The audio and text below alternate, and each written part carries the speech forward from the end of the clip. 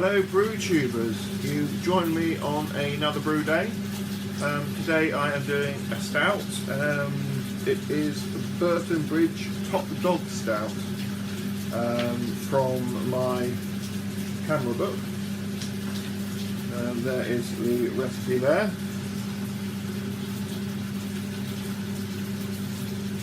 So doing 23 litres of that, so that's 3,770 grams of pale malt, 1,100 grams of torrefied wheat, and 365 grams of chocolate malt, and then 20 grams of Challenger malt for the boil. So not a lot of hops in it, but yeah, see how that goes.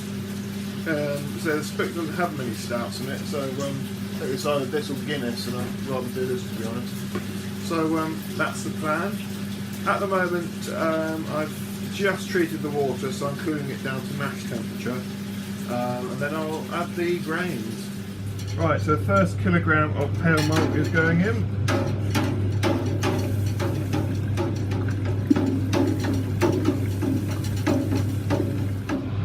So I'm now adding another kilogram of pale malt and 365 grams of chocolate malt.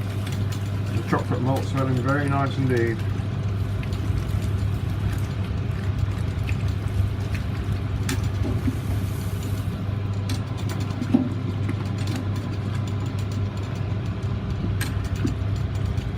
So that is all the grain added. So 3,770 grams of pale malt, 365 grams of chocolate malt, and 1,100 grams of torrefied wheat. So I thought I'd quickly show you some of the extras I've now got on the pump. Includes this inline filter for the pump. The filter's not actually in there at the moment, but that should filter out any rubbish when I transfer to the vessel. And I've got a larger drip tray in case it's got any overspills, which is on the turntable there. Very handy. So we've had a good mash session. Just onto the sparge now. Washing those grains. Fun, fun, fun. So we've just finished the sparge, and now we're getting up to temperature, ready for the boil. We're at about 93 degrees Celsius at the moment.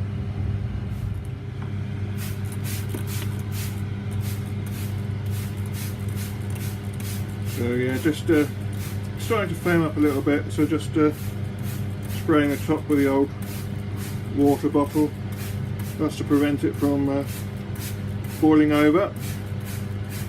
Hopefully we'll reach hot break in a moment. Right, so we're ready to add the hops. Only one hop addition in this brew, which is 20 grams of Challenger at the start of the boil. It's a 90-minute boil. So yes, in they go. And we should get a lovely greenness coming through. There we go. Lovely job. So yes, that's the only hop addition.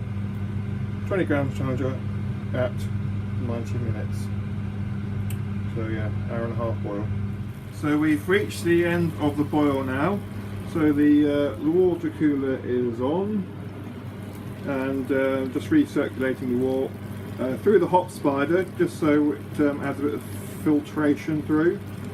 And yes, as soon as it's cooled down, I'll transfer to the fermentation vessel. Fun times. So that is the beer transferred to the fermentation vessel.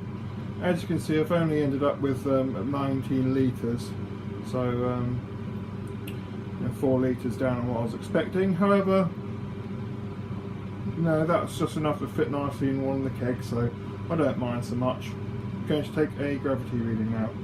So that is brew day over and done with. The Burton Bridge Top Dog Stout is brewed and is in the fermentation vessel, Ringwood Ale yeast pitched, and it's on the heating pad just so it actually ferments in this cold shed. I'm probably going to keg it if I can, I do need to empty a keg first, so I better get on drinking. I'm not sure which one is the most empty. So yes, I need to get through a keg. I've got 2 weeks to do that though, before it's finished fermenting. Any problems? No boil overs as such, but I did make a little bit of a mess here and there. Getting used to this filter on the pump system, I found that this little thing gets clogged up very quickly. So what I was doing was filtering it through the hop spider, just to get rid of all the crud. Quite a lot of crap in there actually. Obviously the 20 grams of hop pellets I added went straight into the boil, so I should have probably used a hop spider in hindsight. I should really start using that again. It does make things a bit easier. And I find with this Warminster malt, although it's an excellent malt, it's one of the best malts I've ever used for pale ale, it does come with a lot of grub in the bottom. You know, it's a lot of crap goes through the boil with it. But you know, I wouldn't change that Warminster malt. It's so the best malt I've ever used in terms of hitting efficiencies. Always either on target or over with that particular malt, and I think it tastes quite good as well. Quite simply, floor malt. So yeah, I'll keep using that Warminster. So yeah, it all went well. So the original gravity is